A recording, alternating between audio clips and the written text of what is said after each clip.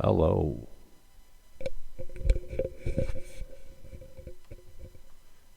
How's it going, everybody?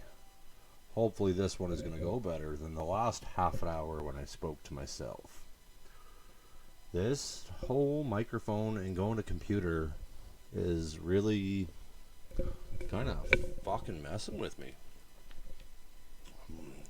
Getting too big time for my own good, I guess. That's what happens when you pull a drunken, drug-addicted shithead out of the oil field and put him into an office job and give him a family and give him a fucking hobby. Well, I'm trying. Hopefully this shit will get figured out here shortly. But I guess I'll start off with this one with Hey Funk, you're lucky that last one didn't record, because I ragged on you pretty good, brother.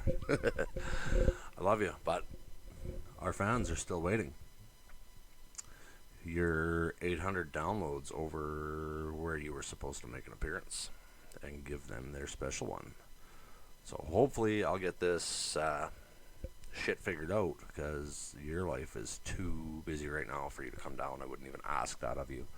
And on that note, congrats, brother. I'm glad things are going good so far. If you gotta fight, fight. You never used to back down, so why would you now? Alrighty. Now, one more thing I gotta say is a huge, huge thank you to those of you that have put the interest in my decals out. If you haven't seen them yet, jump on over to Tales of a Messed Up Northern Boy on Facebook. Check out the pictures. If you want one, send a message to Tales of a Messed Up Northern Boy or to Bubs Bobs. Or if you know who I am personally, shoot me a message. I'm going to let it out of the bag here. I'm thinking... I got a number in mind for when I'm going to let it out of the bag. I'm sure the majority already know who I am, but whatever. But thank you for ordering those up, those of you that have. And I just want you to know, I'm not trying to get rich off of doing this. Like I told you before, it started as a joke, and it's going way better than I ever thought it would. So instead of me having to pull money out of my family's pocket to upgrade, to get better sound quality, to get better equipment, and to have my drinks while I record, what little bit I'm making off of those decals, that's what it's going towards. It's going back towards the podcast. So if any of you are interested in getting one, email the podcast, jump on Facebook, message me, Bob's Bobs on Facebook. If you know me personally, message me personally. Fuck it, give me a call. My first one, the first order that was, the first one that was bought, says, I'm a messed up northern girl listening to Tales of a Messed Up Northern Boy podcast. I got a little surprise for that, for the buyer of the first one. So there's a surprise coming with it. And I hope you enjoy it. So, for the rest of you, get on over there, have a look at them. I'm asking $20 for them, like I said. I'm not making a lot of money off of it. Not out to get rich doing this. Till I hit Joe Rogan status. Because I'm coming for you, Joe. I'm going to get you. With all 30 followers I have on my Podbean now. And yeah, I got a long way to go, but I'm coming. He'll probably be dead and gone or quit podcasting long before that. But I'm coming. So, now we're going to dive into a story here. And I'm not sure where to go, because I was on a fucking roll for the last half an hour when I realized my dumbass didn't have the mic plugged in properly. So I thought, well, I will hook a set of earbuds up and see if I could hear myself through that to make sure it was recording. But that doesn't work. I can't hear myself that way. So now I have to stare at this damn computer screen and make sure that the thing is doing the thing that shows that you're getting sound to this recording. But, hey, I'm fucking learning. And I got one hell of a drink into me while I was talking to myself for a half an hour. You know, because really, I'm sitting here talking to myself right now, but I don't think I am. I pretend like I'm talking to all 7 of you that are listening.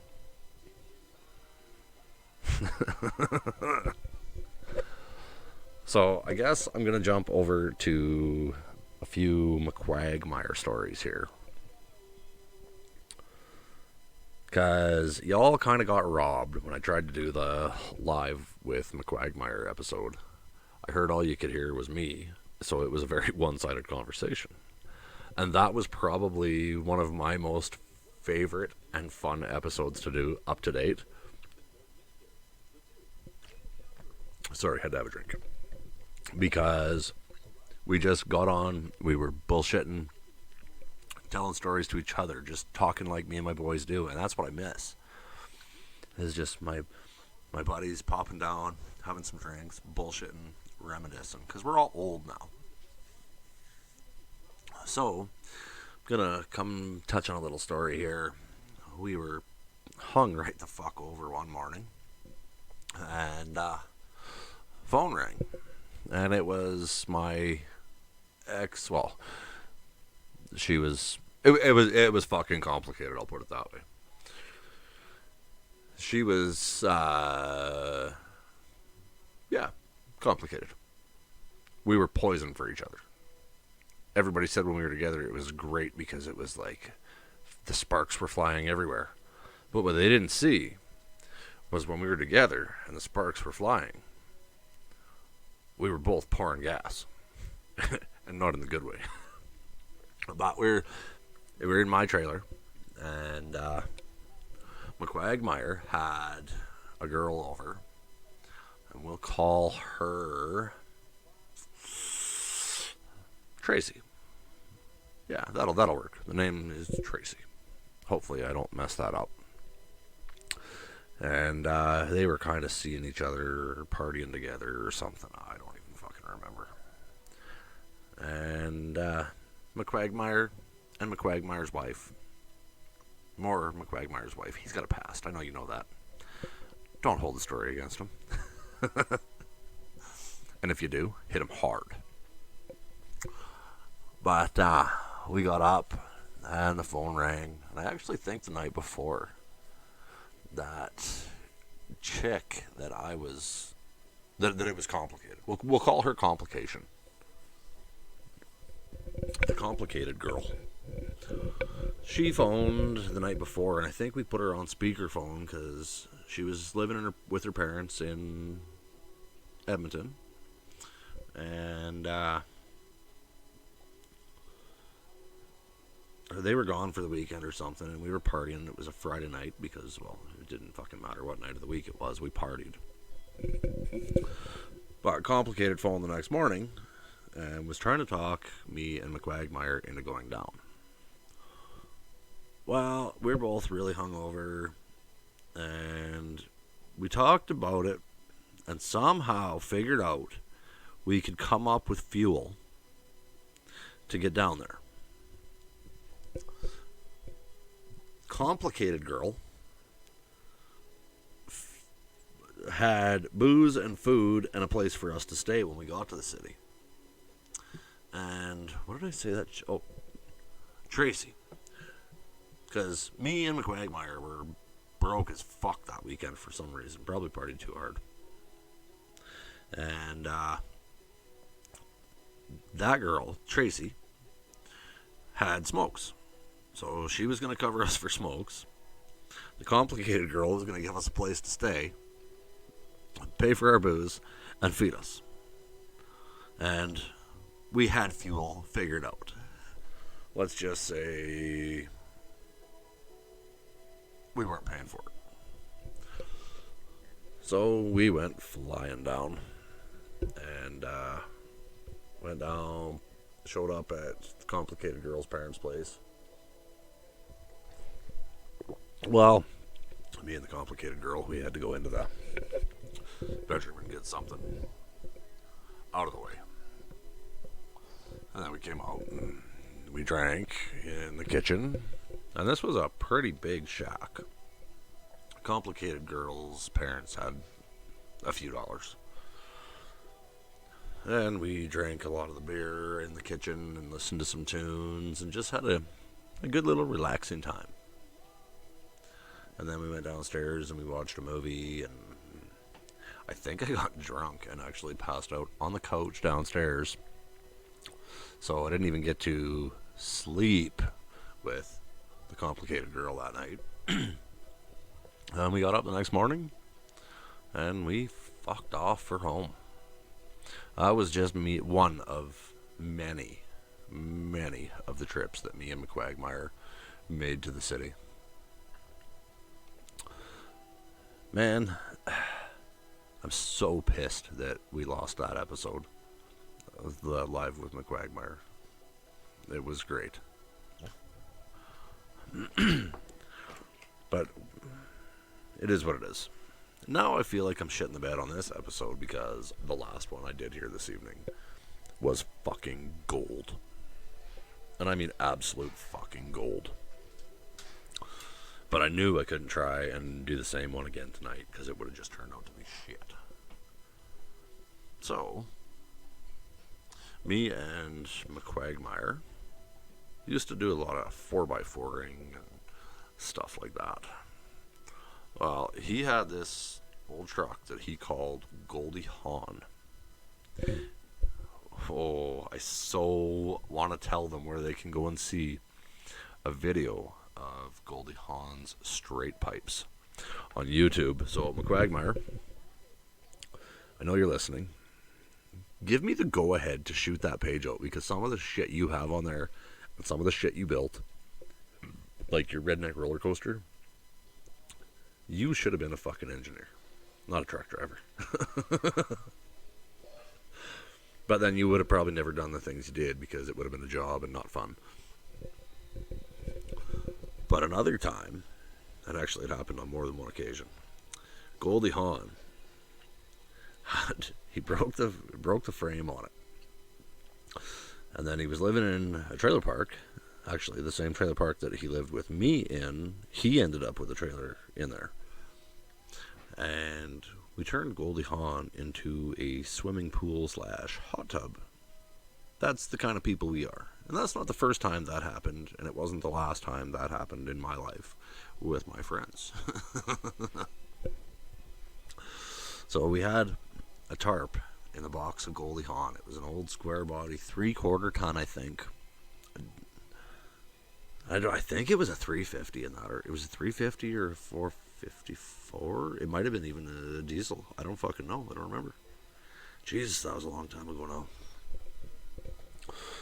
But we piled me and Justin from the Live with Brent and Justin episode,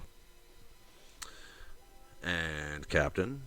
And you all know who Captain is if you've been listening for a while. If not, go back and listen to some of the stories about Captain, because that is one crazy motherfucker.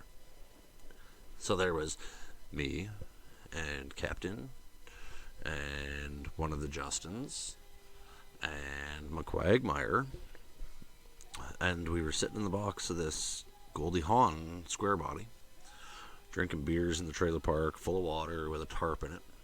We were getting cold.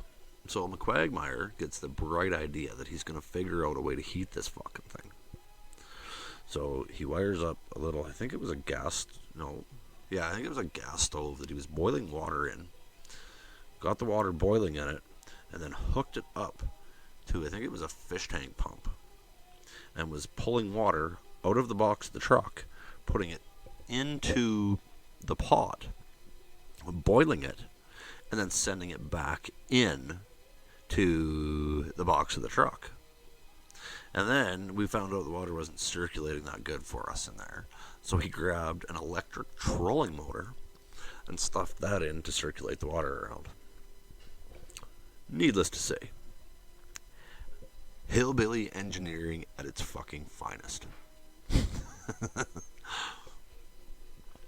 And then when we were done, we dropped the tailgate on that on the old Goldie Hawn truck and just let the water buck. It was a good time. I remember another time. I don't remember if he was living with me in my trailer at that time or if he was back out on the farm. But it was right around the same time that I had my trailer, and if you haven't listened to the I Miss My Bully episode, go back and listen, because I talk about the mini quad I bought. Well, this mini quad, that thing transported my drunk ass all over town. Like, I could strap a case of beer onto the back of it and a jerry can onto the front of it. And that would be my transportation all over town, partying, drinking. The thought in my head was, well, they can't hit me for unimpaired because they couldn't catch me on it. Luckily, I never did get caught on it. But the one night, we decided we were going to go 2 towns out. 2 small towns to go drink in the bar out there. And, what was it? Fuck, I should know. I want to say about 50 or 60 kilometers from our hometown out to this little town that had a wicked little bar. And we were going out there, and I wanted to see if my mini quad could make the run all the way out there. Because you got that thing opened up out on the road, and she'd do 50 or 60K. And we had lots of time to get. It's not like we were rushing there. So we put the jerry can into the box of McQuagmire's white Chevy at the time. I don't remember who all was there. I know there was me, McQuagmire, and at least one other one. But we left my trailer park, and I was riding that fucking thing. And instead of going straight for the bar out in that small town, I took a little tour out by my shop to see if anybody was hanging around at the shop in the middle of the night. I don't know why.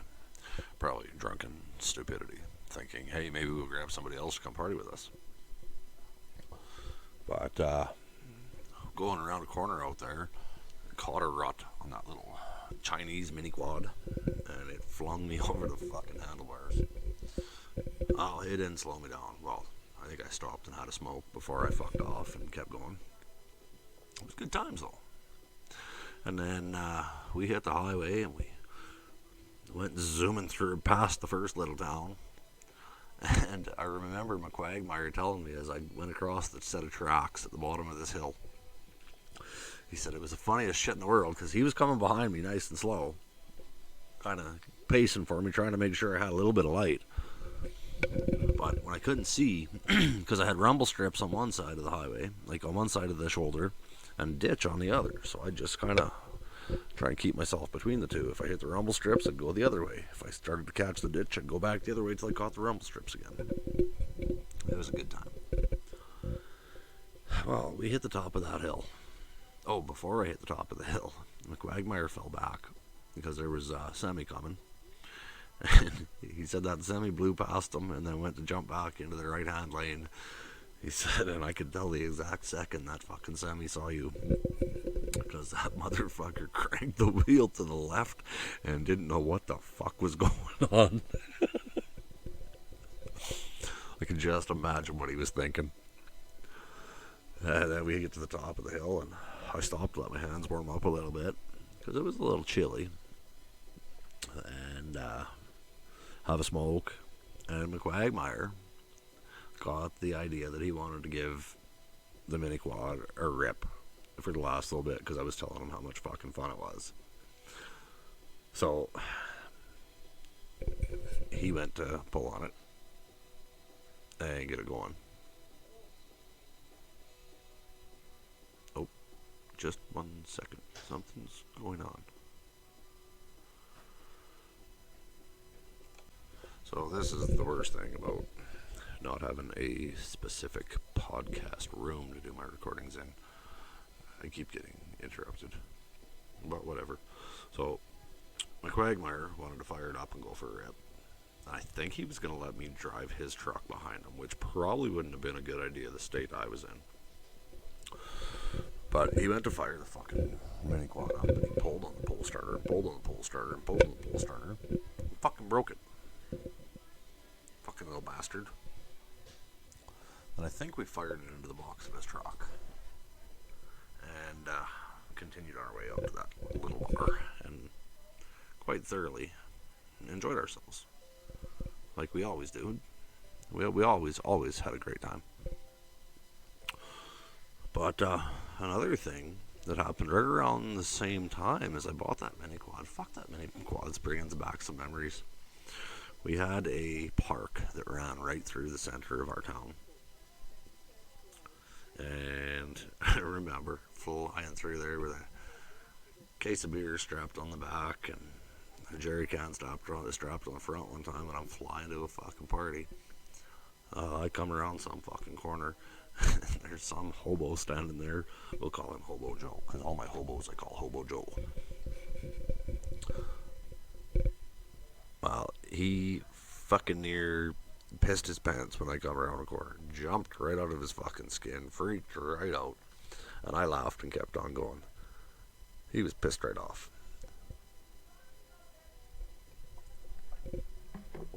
So, Hillbilly went from the 79 T-Bird to, I want to say the right year, but I think I'm going to be wrong. I want to say it was an 83 D100 extended cab with a sleeper on it that he painted with a fucking paint roller. Then he stepped right up in the world and bought a beautiful, beautiful fucking truck. And it was right about the same time I bought that mini quad. Like, there was a lot happening right around that time I bought that mini quad.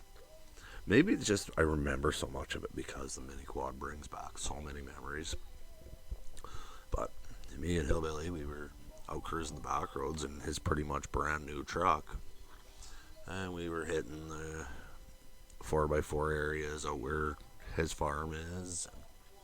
Having a fucking blast. But we couldn't find any real good fucking mud.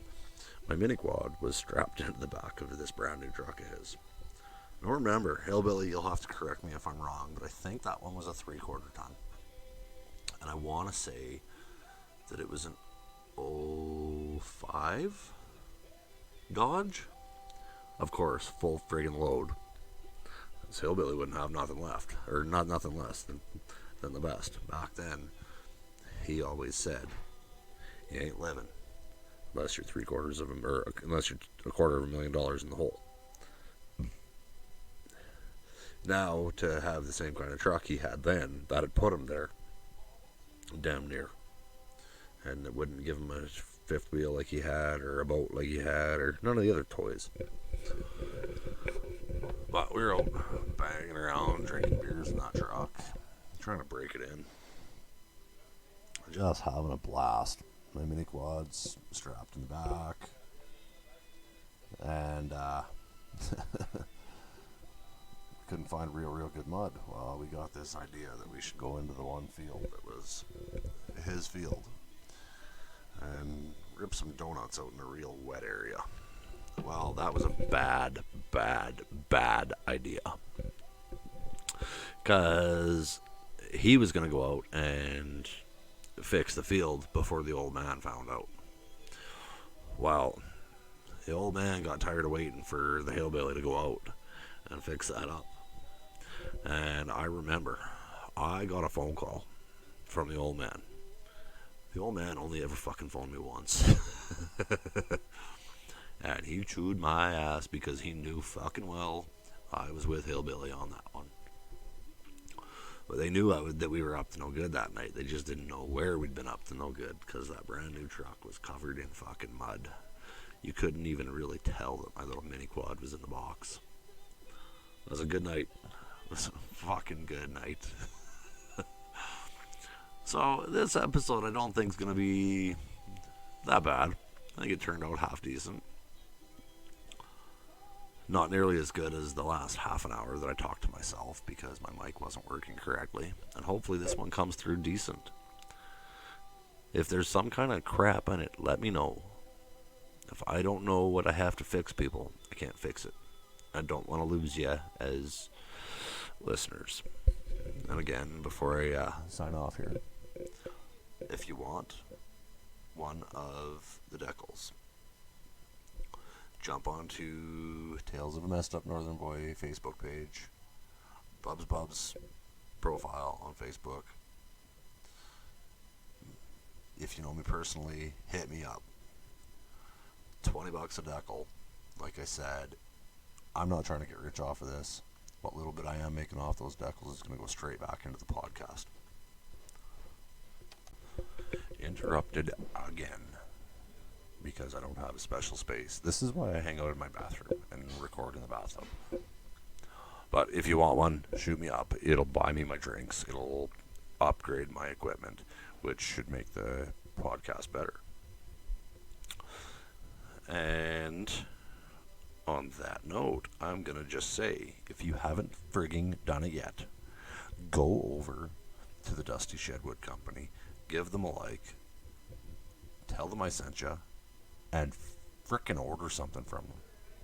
They did pretty good over Christmas. I don't know if any of it was from me plugging them, because I haven't had a chance to talk to Mr. Dusty Woodshed himself, but we will find out. And on that note, before I get interrupted again, don't walk a mile in my shoes, because that won't impress me. Live 30 seconds in my head, and you will understand why I'm a messed up northern boy, and these are my tales.